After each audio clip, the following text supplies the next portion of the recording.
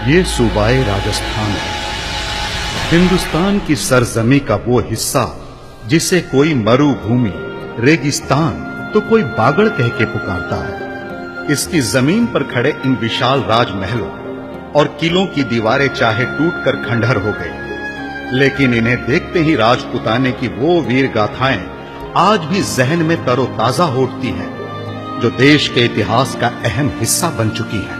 आज हम बागड़ भूमि के जिस वीर योद्धा का जिक्र कर रहे हैं, उसे कोई पांडवों के वंशज महाराजा जन्मेजय का पुनर्जन्म तो कोई पद्मनाग का अवतार मानता है। बागड़ की गोगा मेड़ी हिंदुस्तान की ही नहीं, समूची दुनिया की एकमात्र ऐसी जगह है जहां हिंदू मुसलमान अपनी पूजा और इबादत एक साथ करते हैं। यही तो है वो पावन स्थान जहां अपनी आन बान और शान की खातिर जीते जी समा गया था वो नीले घोड़े का सवार जाहर वीर गोगा।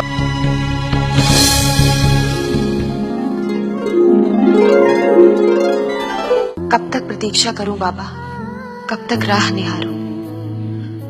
आपकी जोत जलाते हुए मुझे 12 साल हो गए। लोग कहते हैं कि 12 साल में पत्थर का भी भाग्य बदल जाता है। तो हम तो जीते जागते इंसान हैं। हमारा भाग्य हमसे कब तक रूठा रहेगा बाबा? प्रणाम महारानी सा। क्या हुआ मूंगा, तुम इतनी खुश क्यों नजर आ रही हो? वो जो हमारा नौलखा बाग है ना, वो एकदम हरा भरा हो गया है। क्या तुम सच बोल रही हो? जी महारानी सा।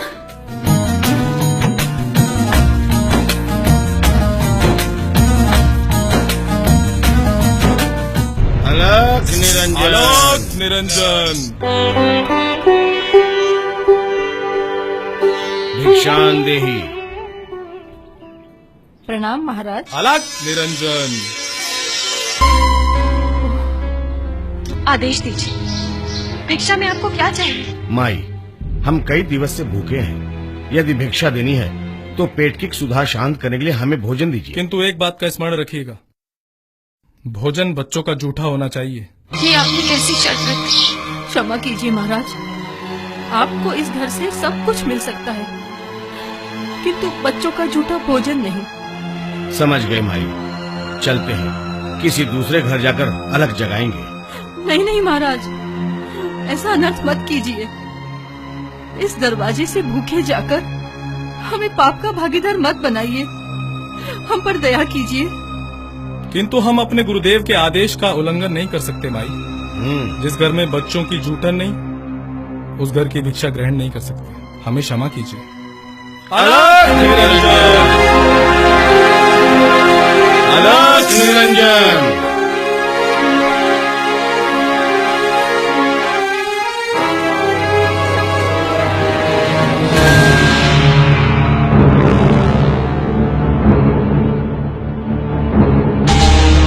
अच्छा नहीं हुआ,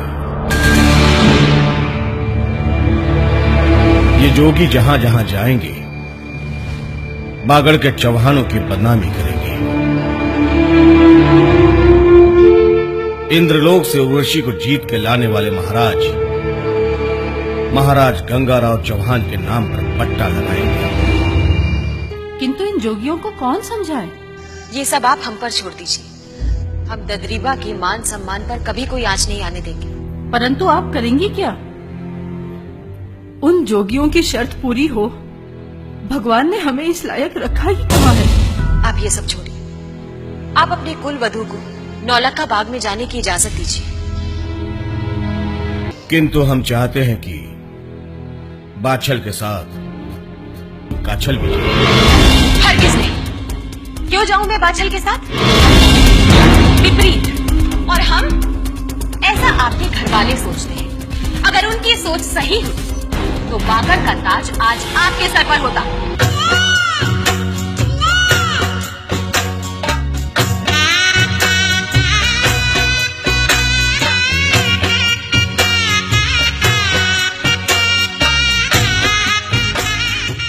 ए माई, कहाँ चली जा रही हो? यहीं रुक जाओ। क्या तुम्हें ज्ञात नहीं, जहाँ गुरु महाराज का आसन हो वहाँ स्त्रीजात का प्रवेश वर्जित है। शायद आप लोग हमारे बारे में अभी भी जानते नहीं। हम केवल एक स्त्री नहीं है, तदरेवा और सांभर के शासक भी हैं। और एक राजा होने के नाते हमें ये पूरा अधिकार है कि हमारे राज्य में आने वाले हर एक इंसान से हम मिलें। यदि अभी भी आप अपनी हट से नहीं हटे तो हम अपने सैनिकों को बुलाकर आपको गिरफ्तार करवाएंगे।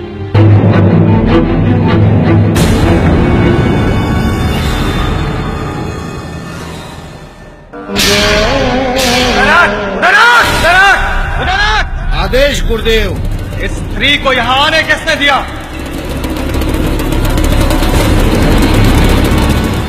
किसी का कोई दोष नहीं है, हम अपने आप आए। तुम्हारे यहाँ आने का प्रयोजन क्या है? हम यहाँ के राजा हैं और हमारे राज्य में कोई भूखा रहे ये उचित नहीं है।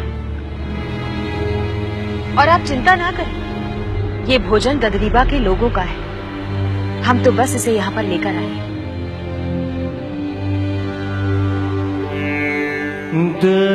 उचित है, स्वीकार है हमें। काछल, काछल, काछल, आप यहाँ बैठी हैं और हमने आपको पूरे महल में ढूंढ लिया। क्यों, क्या हुआ दीदी? पता है आपको, बाबा गोरखनाथ हमारे मन की मुराद पूरी करने के लिए नौलखा बाग में आए हैं। बाबा गोरखनाथ? काछल, हम आपसे बहुत प्यार करते हैं और ये शुभ समाचार हमने सबसे पहले आप ही को सुनाया है। काछल, अगर आप हमारे साथ चलती ना तो उनका आशीर्वाद आपको भी मिल जाता। कैसी बातें करती हैं दीदी आप? हम दोनों बहनें हैं, आप में और मुझ में कोई अंतर है क्या?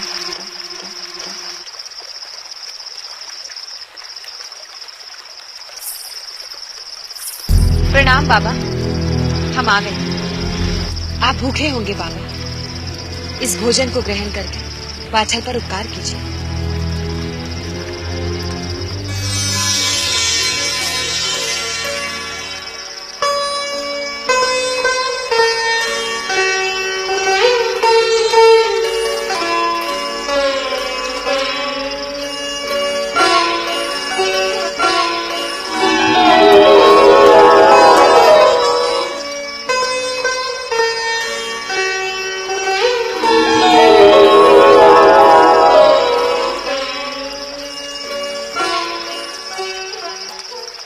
ये जौ के दाने हमारा प्रसाद समझकर ग्रहण कर लेना। अब से ठीक 9 मास बाद तुम्हारे गर्भ से एक नहीं अपितु 2 पुत्रों का जन्म होगा।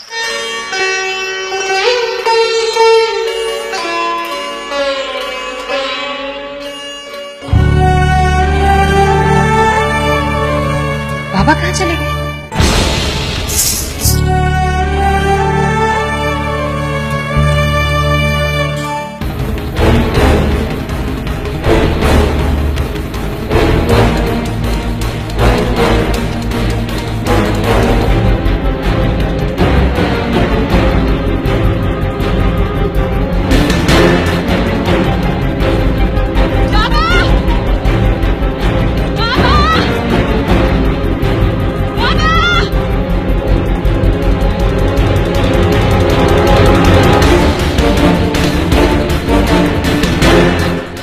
वाछल, तुम यहाँ?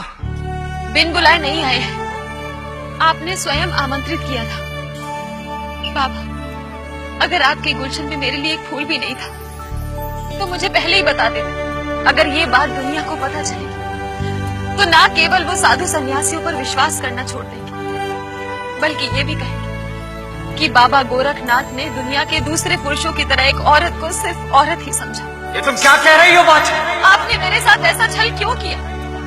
क्या मेरा यही दोष है कि मैंने आप पर विश्वास किया? बस वाछल, बस। एक शब्द भी और अपने मुंह से मत निकालना। और छल हमने नहीं अपितु तुमने हमारे साथ किया। हमें तो विश्वास ही नहीं हो रहा कि तुम वही वाछल हो जिसके लिए हम स्वयं चलकर इस ददरेवा नगरी में आए थे।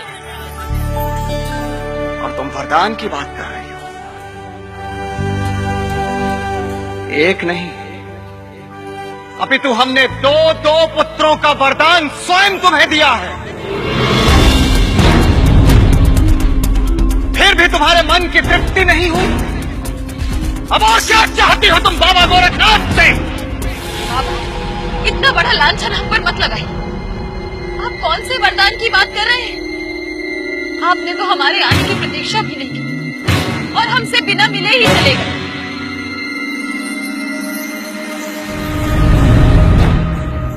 यदि तुम सत्य कह रही हो बाछल, तो फिर वो स्त्री कौन थी जिसे हमने बाछल समझकर 2 पुत्रों का वरदान दिया था? बाछल दीदी, मैं पिछले 9 दिनों से दुर्गा माँ का उपवास कर रही हूँ। आज अंतिम दिन है। पुरोहित जी ने कहा है उद्यापन के समय किसी दूसरी स्त्री के कपड़े पहनकर पूजा करने से बहुत पुण्य मिलता है। क्या आप मुझे अपने पुराने कपड़े दे देंगी? बाछल, तुमने मेरे प्रश्न का उत्तर नहीं दिया। क्या तुम उस स्त्री को जानती हो जिसने तुम्हारे साथ ये छल किया है? एक बार पुनः पूछ रहे हैं, बाछल, क्या तुम उस स्त्री को जानती हो जिसने बाबा गोरखनाथ के साथ ये छल किया है? चित, यदि तुम हमें यह बताना नहीं चाहती तो हम बाबा गोरखनाथ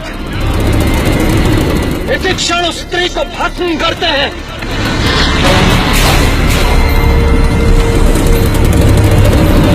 रखा है विश्वास सदा ही वेदों और पुराणों